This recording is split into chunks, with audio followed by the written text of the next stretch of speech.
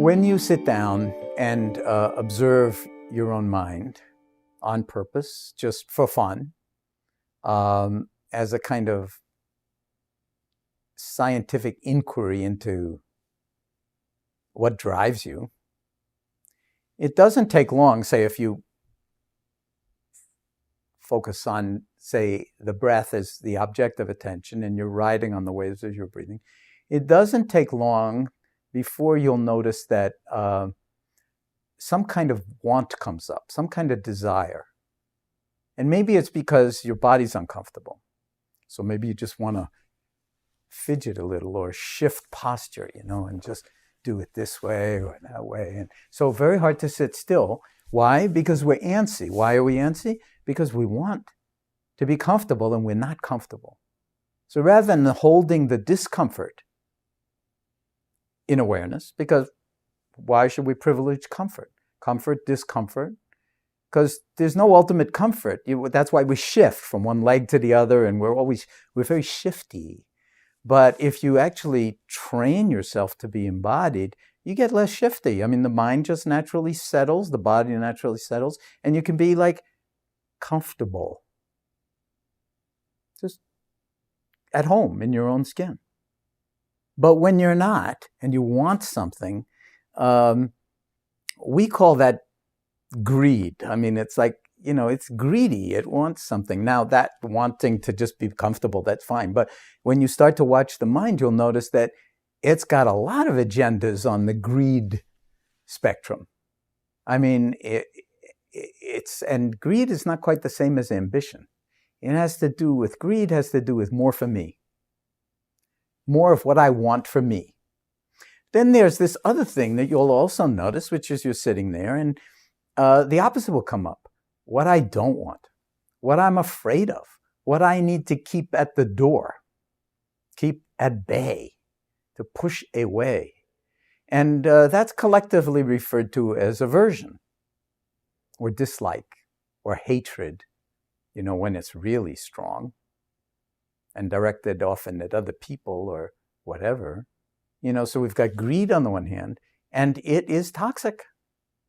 The more you're sucked into greed, the more egotistical you become, the more it's all about me, the more you're willing to sort of lose your own ethical foundation to get a particular result, only to find that even that result's not really satisfying, so you're on to the next result, and it's a never-ending trajectory. But nevertheless, we have to admit, it's here all the time. It's not like, oh, I've transcended greed. I don't think we do transcend greed, but we can transform how we are in relationship to it. And with awareness, the greed doesn't have to run us. And even if it's attenuated 5 or 10%, wow, that would be its own form of liberation. Never mind 30 or 40 or 50%. And the same with the aversion, like what I don't want. It's so bloody boring to sit here and watch my breathing. All right, so what? Who thinks it's boring? Have you looked at your boredom? So have you looked at your aversion? Then as soon as the you that's looking at your aversion, that's more like awareness. It's like awareness of aversion isn't aversive.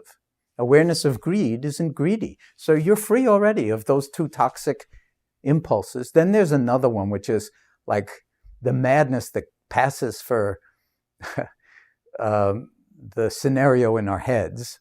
And that's often spoken of as illusion or delusion, that we are kind of like got these completely half-baked explanations about everything and who we are and where things are going and what's wrong with the world and what's wrong with, my family and what's right.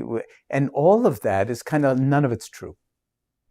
None of it's true. But we believe it, that narrative mode and that mind-wandering default mode network that's like, our favorite pastime, the story of me. And it's diluted. And it also drains a huge amount of energy. So we can bring mindfulness to greed. And the greed can be attenuated or liberated. Mindfulness to aversion. And the aversion could be attenuated or liberated. Or mindfulness to our own deluded nature, thoughts and emotions and so forth. And that is liberating of them. Then what do you have left? You. As pure awareness. fully embodied. What comes next? I don't know. You're writing the script. It's not like, oh, then you'll feel this and you'll feel that and you'll be enlightened and everybody will bow down to you and, you won't ever have to, have any kind of challenges or difficulty. The full catastrophe will evaporate forever. No. It'll be the same old, only you won't be the same old. Because you'll be the same you'll have the same bank account, you'll have the same social security number, you'll have the same face in the mirror, you'll be aging every day, but you will be in wiser relationship to your possibilities and to your embodied, enacted unfolding of those possibilities moment by moment. And that means life lived fully while you have the chance, while we have the chance. As far as I know, you didn't ask to be born. This pure gravy, it's just a total gift, even with all the pain and suffering and the trauma. And I recognize the profundity of that and the rending quality of that. Still, it's a gift, and you're a gift. And